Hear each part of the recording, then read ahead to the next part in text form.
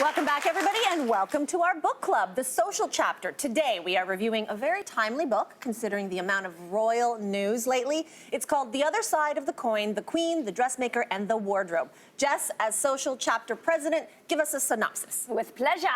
Very few people know what it's like behind the doors of Buckingham Palace, but the Queen's dresser is giving us a very good look.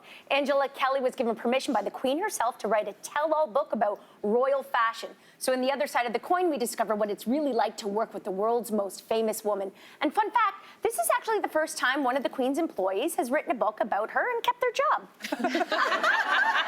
That's a good tidbit. We'll get back to that later. Because, Jess, you've also brought along a feast fit for a queen here with these royal treats. And it looks all delicious as well, so you can dig in. And as we know, the Queen always has a glass of wine in her hand for state dinner toast. So in true royal fashion, we sipped on some Jackson Triggs Light Pinot Grigio while reading this book.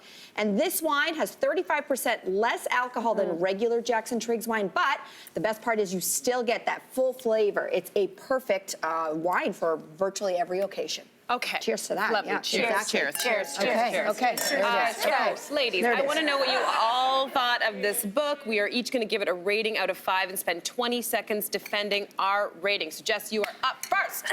Okay, so I give it a 3.5 out of 5, and here's why. Because I wasn't expecting to find out all the state secrets, but Angela delivers her tidbits like they are, like they're classified. The Queen loves a bargain. Shh. One time she even laughed at something Angela said. Shocking! She also included like 8 pages on how the state robes are cleaned and ironed and stored. But it was her wide-eyed enthusiasm for everything Her Royal Highness does that kept me turning the pages. It was endearing. Oh, that's nice. Very cute. That is really enthusiastic, and I appreciate that. I gave the book a 3 out of 5, and that is royally generous. I found this book exhausting because all it is a derriere kissing of the Queen, which is fine, but I don't need to spend this much money on a book to get that. I wish that Angela was as obsessed with herself as she is with the Queen, because she has a really interesting job. And if only she could recognize that she's the interesting subject here, we'd be in business. As it is, we are not in business, and this book totally bored me. Yep. I gave this book a 2 out of 5, and here's why. Listen, I almost gave this book a 0 out of 5 because basically I have almost zero interest in the subject of this book. For me, it's a reminder of all the pomp, circumstance, and excess of royal life. It was a struggle for me to even pick it up at the end of the day, but by the end, the photos and the stories charmed me a little bit. So if you love royals or extreme wealth and formal fashion, this book might be for you. But also, if you're like me, you might want to flip a coin and grab another book. Wow. Okay. I like where you ended there. I'm going to pick it up from there. I gave this a 3 out of 5, and guess what? Even if you are a royal lover, you're not going to like this book. These days, many of us are thirsty for that insider stuff, but sadly, there isn't anything in this book that I didn't already know in some kind of capacity. The juiciest thing to read is, ooh, surprise, surprise, even the palace is very much a man's world. Instead of spilling the royalty, I found it just as exciting as a day-old crumpet. Oh. All right, so even though... I thought it was charming!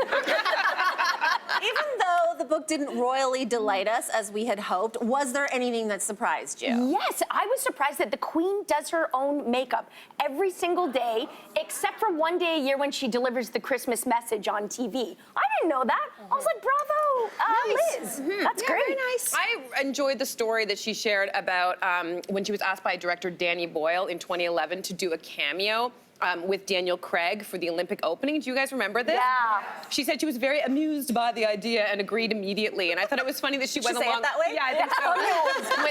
That she had the stunt double idea. Because remember, she parachuted in. That was obviously not the Queen, but it was a dude. Some dude wearing exactly what she was wearing. And I just thought that the fact that she found that amusing amused me. It was amusing. Yeah, again, most of the stuff I knew, but again, to reread that the Queen to wear in, like all of us who buy new shoes and you're like, ooh, those first few days, that's tough on the feet. She's got someone to break in her shoes.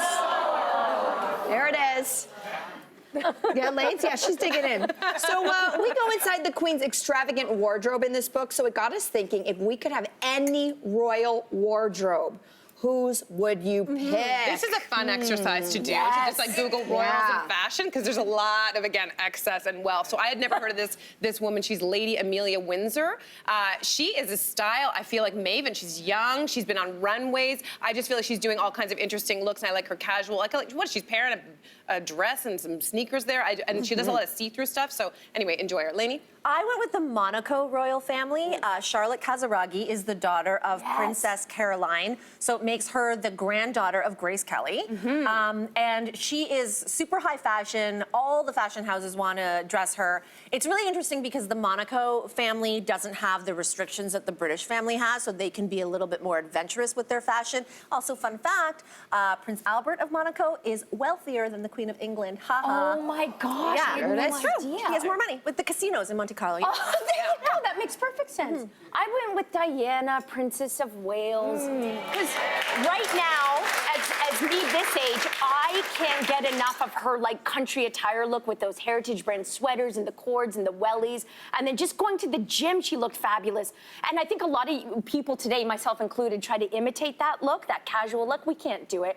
But when I was a kid, I was obsessed with her gowns and dresses because my mom had a subscription to Majesty magazine, so I would actually, like, I remember that dress that we just saw, and I would draw those dresses and draw beautiful portraits of the Princess of Wales. I got the hair down. It's perfect. Do you even know what period it was in her life you do. Based on that hairstyle. It's really good. I also think you got the jawline. I Very think it's nice. a very good rendering. Very nice Oh, well, job. thank you. Yeah. It's funny because our fashion tastes are very different, you and I, and yet we both picked Diana, Princess of Wales, for this. Oh my gosh. Mine, I didn't necessarily want to emulate her gym looks. I like her body. A little different. But I love Princess Diana post-Charles because she just broke that fashion wide open. She used to wear a lot of British designers while she was part of the royal family, but when she broke free, girls' fashion took a turn for the better. And I actually went to London a few years ago, and Kensington Palace actually had an exhibit, and they were showcasing all of her best fashion. So I was sitting there going, oh my gosh, you could just feel her. This is a Versace dress. It still holds up today. And then the famous John Travolta White House dress was there. And I was like, you know, tight and right. That's how she liked it. So sign me up. Beautiful stuff. Okay, Yeah. it is time to reveal what we are going to be reading in next. So may I have a drum roll, please? Our next social chapter selection is Such a Fun Age by Kylie Reid. Now, this is one of the most buzzed about books of the year, and it comes as no surprise that a TV show based on the book is already in development by Lainey Lui. This story about a young black babysitter who has a surprising connection to her employer that threatens their relationship touches on race, class, careers, and parenthood. Now, Reese Witherspoon has already added this one to her book club, and she's just one of many celebrities that are just obsessed with this author. I'm so excited. Yeah, I'm really, really excited. So we're going to dive into this book with a juicy, rich wine. We will be sipping on some vintage ink, whiskey barrel, aged dark red wine for this particular book. And everyone in our studio audience, you're going to get to read along with us because you're going home with a copy tonight.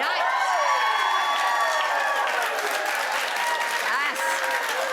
Such a fun age. We really hope that you join along with us at home as well and share your thoughts with us using the hashtag #TheSocialChapter. Cheers, ladies, and we'll be right back after this break.